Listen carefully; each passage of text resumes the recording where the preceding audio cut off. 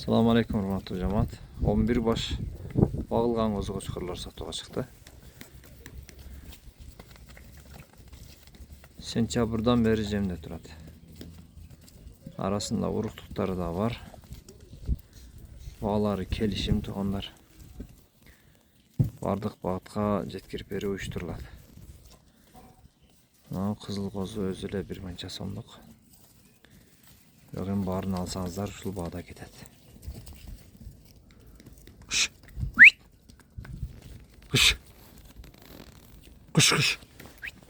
Haydap koy şimdi.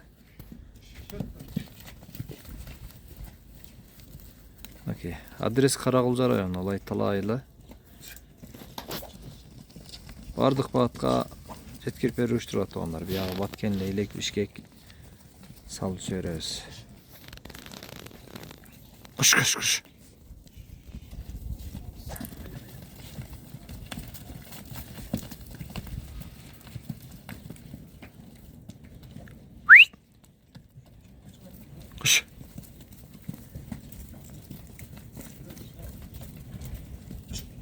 Okey.